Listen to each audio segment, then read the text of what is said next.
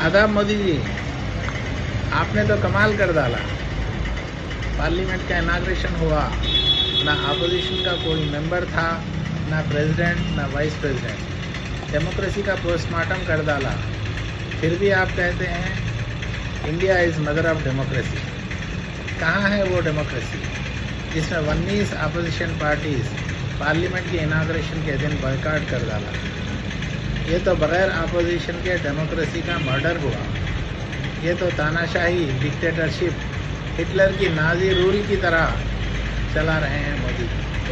जब एक नहीं, दो नहीं, 19 अपोजिशन पार्टीज़ बॉयकॉट कर रहे हैं, कश्मीर से लेके कन्याकुमारी तक, राजस्थान से लेके अरुणाचल प्रदेश तक, साउथ से लेके नॉर्थ तक, ईस्ट से लेके वेस्ट तक, सब के सब बॉयकॉट कर रहे हैं, तो कुछ तो वजह होगी मोदी जी। आप उनकी बात को सुनना था। मोदी जी, इतना गुरूर, तकब्बुर, अहंकार और एरोगेंस ठीक नहीं। ऊपर वाले की लाठी में आवाज़ नहीं मोदी जी। देर है लेकिन अंधेर नहीं।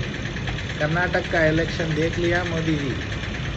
36 बीजेपी के एमएलएस अपना डिपॉजिट खो चुके, अपना डिपॉजिट बचा नहीं पाए। कर्नाटक में आपने लगाया बजरंग बली का नारा, अब सिंगोल का सहारा। ये क्या हो रहा है मोदी जी? मणिपुर में, बंगाल में बीजेपी लीडर्स को घेरा जा रहा है, घरों पे हमला किया जा रहा है, पब्लिक परेशान है बीजेपी लीडर से। मोदी जी, ऐसे हालात में आपको इनाग्रेशन करना क्या ज़रूरी था? क्या इसको पोस्टपोन नहीं कर सकते थे? क्या ये इतना ज़रूरी था कि 28 मई के दिन ही इनाग्रेशन हो? हाँ मोदी, आप पोस्टपोन बिल्कुल नहीं कर सकते थे, क्योंकि वो दिन विनय दामोदर सावरकर का बर्थडे है। आप उनके अंध भक्त हैं और ये आप सांगी होने की दलील है, मजबूत दलील है। एक सांगी और सेक्युलर में काफ़ी फ़र्क और अंतर होता है मोदी जी। जैसे कि नाथूराम गोडसे और महात्मा गांधी जी के बीच। अगले साल 2024 में जनरल इलेक्शन भी होगा। मोदी जी, अगले 28 मई तक पीएम रहने या फिर से थर्ड टाइम पीएम बनने का कोई चांस या उम्मीद नहीं। इसीलिए आपने 28 मई को ही इनाग्रेशन कर डाला। पार्लियामेंट का इनाग्रेशन प्रेसिडेंट ऑफ इंडिया को ही करना था मोदी जी। वो कॉन्स्टिट्यूशनल हेड है, कस्टोडियन ऑफ पार्लियामेंट है और कॉन्स्टिट्यूशन की हिफाजत करने वाले हैं। लेकिन द्रौपदी मुर्मू जी एक दलित है और महिला भी है, इसीलिए आपने उनसे इनाग्रेशन नहीं करवाया। ये बीजेपी और संघी लोग आज भी दलितों को अपने बराबर नहीं मानते। ये है आपके दिल में दलित और महिलाओं की इज्जत। आप झूठ कहते हैं बेटी बचाओ बेटी पढ़ाओ, लेकिन आप अमल नहीं करते। ना आपने फाउंडेशन स्टोन के वक्त बुलाया द्रौपदी मुर्मू जी को, ना तो इनाग्रेशन यानी कि सेरेमोनियल पार्लियामेंट के इनाग्रेशन के दिन। ना आपने वाइस प्रेसिडेंट जगदीप धनखड़ को बुलाया, ना स्पीकर ओम बिरला जी को से इनाग्रेशन करवाया, क्योंकि आप चाहते हैं कि इसका सारा का सारा क्रेडिट आपको ही मिले, आपका ही नाम हो। मोदी जी, एक बात तो ज़रूर मानना चाहिए, आप चोरों को भी साहूकार बना देते हैं, तड़ीपार को होम मिनिस्टर बना देते हैं, नाकाबिल इंसान को भी एजुकेशन मिनिस्टर बना देते हैं, चाय वाले को पीएम भी बना देते हैं। मोदी जी, अब्राहम लिंकन जी का एक कहावत है, आपने कहा था you can deceive some people for some time, sometimes you can deceive all people for some time, but not all people for all time. Modi ji, आपने जो है ना पब्लिक को ज़्यादा दिन धोखा नहीं दे सकते। अपने पार्लियामेंट के इनाग्रेशन के दिन एक नया इशू पैदा कर डाला। फिर से आप एक हिंदू होने का सबूत दिया। लोगों के दिल जीतने के लिए सिंगोल को उछाल डाला।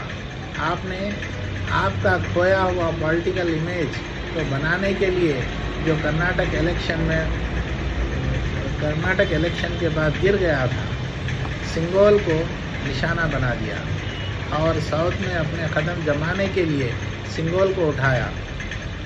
जबकि आप खुद अच्छी तरह जानते हैं सिंगोल का कोई महत्व या कोई रोल इंडियन पॉलिटिक्स में या सोशली इकोनॉमिकल पर किसी किस्म का असर नहीं पड़ता। लेकिन आपको कोई ना कोई मुद्दा या इशू बनाना है ताकि आपकी महत्वता इम्पोर्टेंस पब्लिक में बनी रहे और आपको लोग खासकर आपके अंधभक्त ऋषि मुनि बाबा या अंतर्यामी समझते रहे। और आपने कह दिया कि लॉर्ड माउंटबेटन ने पंडित जवाहरलाल नेहरू को 24 अगस्त 1947 के दिन सिंगोल को पेश किया towards transformation of power. Mountbatten ji ने इसे जेस्चर ऑफ गुडविल या गिफ्ट के तौर पर खुशी का इजहार करने के लिए पंडित नेहरू जी को एक तोहफा दिया था, वो था सिंगोल। ना इसके बारे में ना माउंटबेटन को पता था ना पंडित नेहरू जी को पता था। अब आप इस सिंगोल का symbol of power of transformation कह डाला, जो सिर्फ एक गिफ्ट था माउंटबेटन से नेहरू को मिला था। वो पर्सनल प्रॉपर्टी थी जो बाद में आनंद भवन इलाहाबाद के घर में रखी गई थी। अब इलाहाबाद का नाम भी बदलकर आप प्रयागराज रख दिया। वहाँ से निकाल कर उसे पार्लियामेंट के सेंट्रल हॉल में लाकर रख दिया। अब इस सिंगोल को एक पावरफुल मैजिक स्टिक कहा जा रहा है। जैसा कि मूसा अलैहिस्सलाम को अल्लाह ताला ने एक लकड़ी दी थी जिसे जादूगरों के जादू से बचने और सांपों से बचने के लिए हिफाजत के लिए दी थी। जैसे ही जादूगरों के सांप आप पर हमला किया मूसा अलैहिस्सलाम पर, आपने लकड़ी फेंका जो सांप बनकर सारे जादूगरों के सांपों को निगल गया। तो अब आप इस सिंगोल को यही समझ रहे हैं कि ये जादूगर स्टिक है, ये कुछ करिश्मा करेगी। मोदी जी इस आधीनम मठ के सारे साधुओं को बुलाया गया, इज्जत दी गई और मोदी जी सबका सम्मान कर रहे थे इज्जत के साथ। बाकी सब तो आप लोग टीवी में देख चुके हैं। ये है हमारे पीएम मोदी जी की कलाकारी, चतुराई, होशियारी, लोगों को हथेली में जन्नत बताने वाले पीएम। मेरे भाइयों, ये मोदी जी हम सबको गुमराह कर रहे हैं, अंधविश्वास, ब्लाइंड फेथ और स्टोन एज की तरफ ले जा रहे हैं, सती और अछूत का दौर याद दिला रहे हैं। ये डेवलपमेंट, अनएम्प्लॉयमेंट, करप्शन, पीस और हारमोनी के बजाय हिंदुत्व की तरफ ले जा रहे हैं, जो दंगे फसाद, फिरका परस्ती को बढ़ावा देती है। हिंदुत्व एक anti Muslim, anti Hindu, anti Sanatan Dharma और एंटी कॉन्स्टिट्यूशन भी है। जय हिंद, जय कांग्रेस।